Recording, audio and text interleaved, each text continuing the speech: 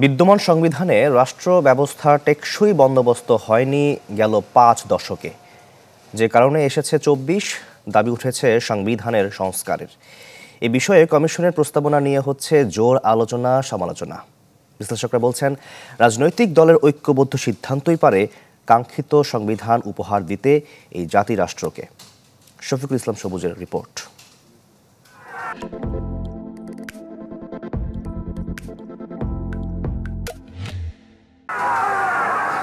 মহান মুক্তিযুদ্ধের পর ১৯৭২ সালের ৪ ডিসেম্বর গণপরিষদে গৃহীত হয় বাংলাদেশের সংবিধান এবং তা কার্যকর হয় ওই বছরের ১৬ ডিসেম্বর। এরপর ১৭ বার কখনো ব্যক্তি, রাষ্ট্র কিংবা দলীয় স্বার্থে কাটাছেঁড়া করা হয়েছে সংবিধানকে। শেখ হাসিনার পতনের পর জোর দাবি উঠেছে সংবিধানকে জনমুখী করতে প্রয়োজনীয় সংস্কারের। এরই মধ্যে রাষ্ট্রের কাছে সংবিধান সংস্কার কমিশন জমা দিয়েছে প্রস্তাবনা।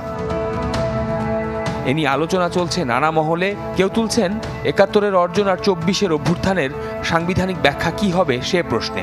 উঠেছে মূলনীতি পরিবর্তনের বিষয়গুলো। রাষ্ট্রের পরিবর্তন যে কাম্য তা বোঝাতে দীর্ঘদিন ধরে সক্রিয় রাষ্ট্র সংস্কার আন্দোলনের প্রধান সমন্বয়ক হাসনাত কাইয়ুম। আমরা সংবিধানের সংস্কারটাকে দুই ভাবে দেখি। তার মতে, সংবিধানকে গেল ৫৩ বছর নানা উপায়ে দূরে রাখা হয়েছে জনগণ থেকে। সুপারিশে যাই থাকুক, এ নিয়ে কথা হচ্ছে, বিতর্ক হচ্ছে। এটাই সংস্কারের প্রথম ধাপ। রাষ্ট্রধর্ম থাকবে কিনা, ইসলাম থাকবে কিনা, ধর্মনিরপেক্ষতা হবে কিনা, সেগুলি এরকম একটা তর্ক যেটা প্রত্যেকের জীবনকে একভাবে তার ব্যক্তিগত জায়গায় একভাবে তার কাজে লাগে, কিন্তু রাষ্ট্রের এখানে তেমন কোনো কাজ নাই। কিন্তু এটা নিয়ে রাষ্ট্রকে নিয়ে এর মধ্যে অনেক বেশি পরিমাণে জড়িত করা হয়। তার দৈনন্দিন জীবনটার আসলে যে সংকট হয় সেটা রাষ্ট্রের সাথে আলাপ হয় না। বাংলাদেশ এখন যে পর্যায়টাই পড়ছে সেটা হচ্ছে সংস্কার সে করতেছে, এবং এটা কীভাবে করবে এই পদ্ধতিগত তর্কের সামনে এসে পড়ছে। তার মানে একটা অ্যাডভান্সমেন্ট হয়েছে। সংস্কার লাগবে এটা নিয়ে কোনো তর্ক নাই, কত দূর লাগবে সেটা নিয়ে হয়তো তর্ক হবে। আর যে তর্কটা এখন তাকে মোকাবেলা করতে হবে, যেটা কোন পথে করলে টেকসই হবে। রাষ্ট্রবিজ্ঞানের ব্যাখ্যায় সংবিধান হলো জনগণের জন্য, আর তা গৃহীত হবে রাজনৈতিক দলের ঐক্যমতের ভিত্তিতে। ফলে জনভাবনার প্রতিফলন, উপেক্ষার সুযোগ কম পরিবর্তিত এই সময়ে।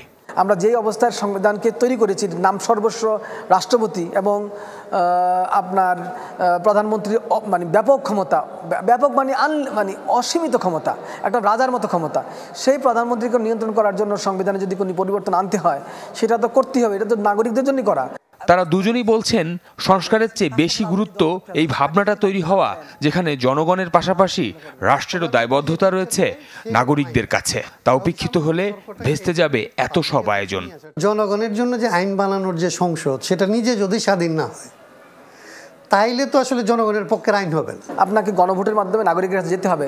আপনি যে মূলনীতিগুলো উপস্থাপন করছেন, এভাবে পরিবর্তন করতে চাচ্ছেন, এইটা নাগরিকরা চায় কিনা। যদি নাগরিকরা চায় ফাইন, কিন্তু আপনি তো। শফিকুল ইসলাম সবুজ, চ্যানেল 24, ঢাকা।